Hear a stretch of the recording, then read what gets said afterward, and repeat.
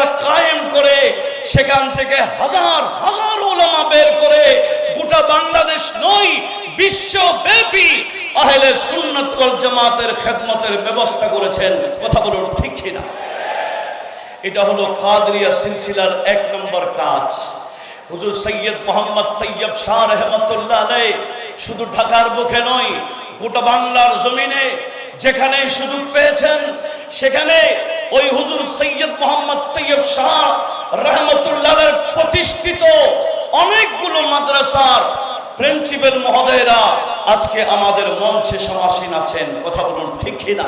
হুজুর গৌসুল আজম জিলানী রাদিয়াল্লাহু তাআলা আনহু ৩৩ বছরে ৯৯,০০০ আলেম বের করে বিশ্বের আনাচে কানাচে সে আলেমগুলাকে পাঠিয়ে পাঠিয়ে উনি ইসলাম প্রচার করেছেন, সাথে সাথে আহলে সুন্নাত ওয়াল জামাত প্রতিষ্ঠা করেছেন।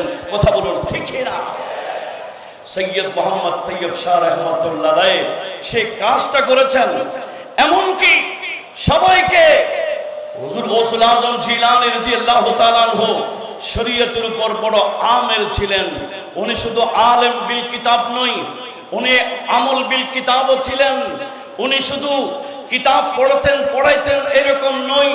ইমামে শাহরানি বলেন যে হুজুর গৌসুল আজম জিলানী ফজরের নামাজের পর থেকে ওনার দরস শুরু করতেন, ওনার দরস শেষ করতেন এশারের সময়।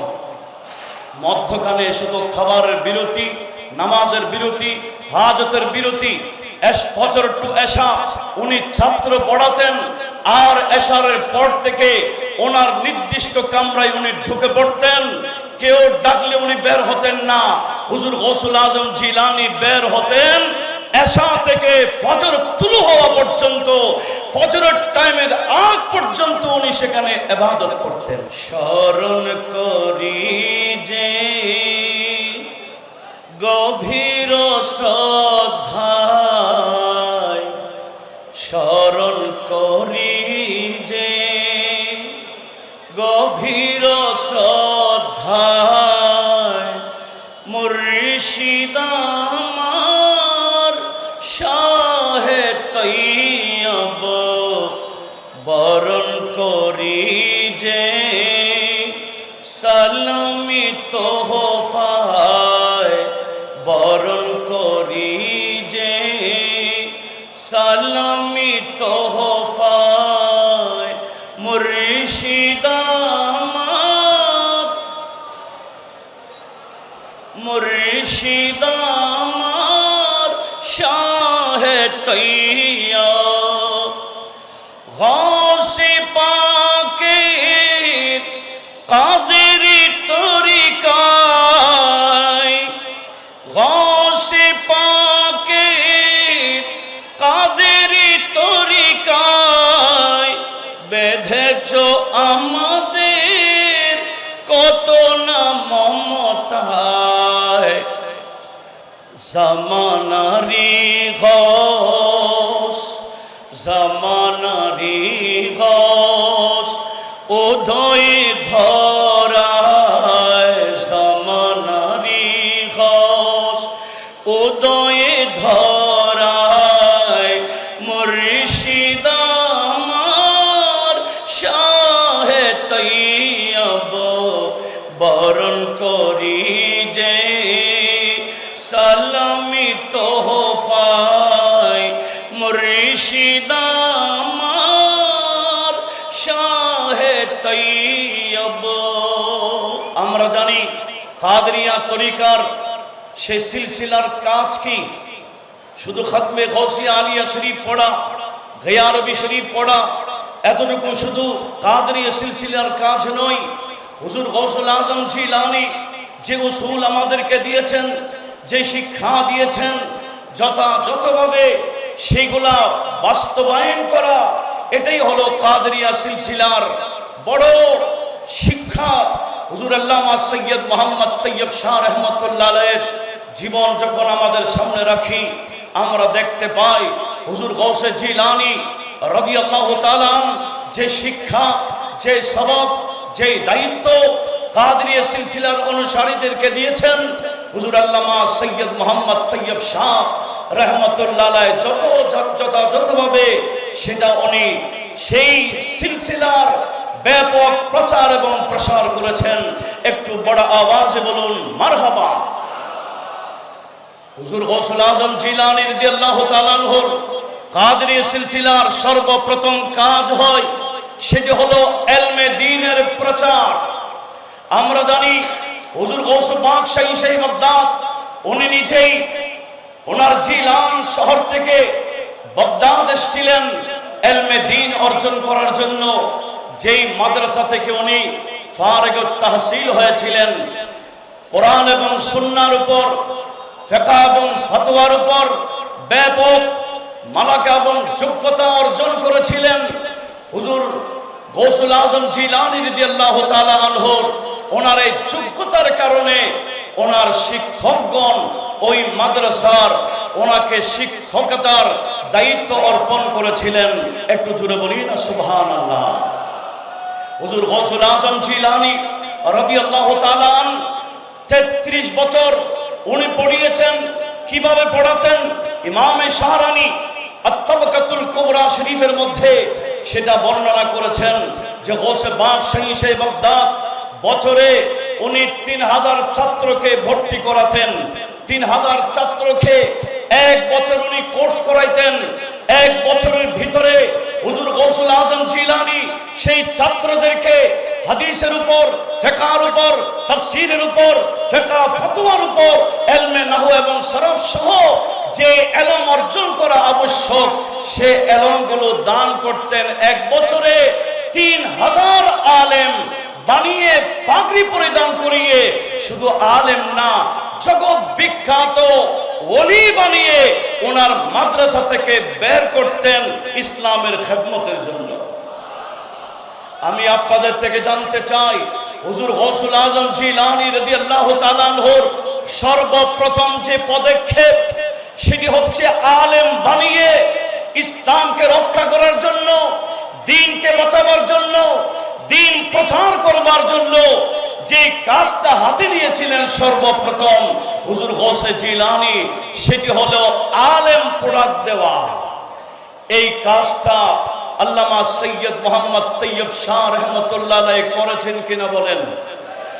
সবাই দুই হাত তুলে বলেন করেছেন কিনা? ওনার আব্বাজান জামিয়া আহমদিয়া সুন্নিয়া আলিয়া মাদ্রাসা উপহার দিয়েছেন।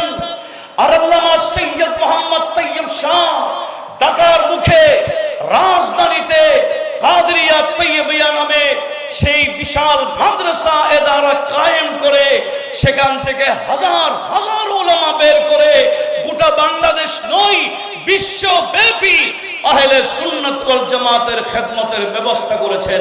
কথা বলুন ঠিক কিনা? এটা হলো কাদরিয়া সিলসিলার 1 নম্বর কাজ। হুজুর সৈয়দ মোহাম্মদ তৈয়ব শাহ রহমতুল্লাহ আলাইহি শুধু ঢাকার বুকে নয় গোটা বাংলার জমিনে যেখানে সুযোগ পেয়েছেন সেখানে ওই হুজুর সৈয়দ মোহাম্মদ তৈয়ব শাহ রহমতুল্লাহ আলাইহি প্রতিষ্ঠিত অনেকগুলো মাদ্রাসার প্রিন্সিপাল মহোদয়রা আজকে আমাদের মঞ্চে সমাসীন আছেন। কথা বলুন ঠিক কিনা? আমি নাম নিতে গেলে অনেক সময় প্রয়োজন আছে।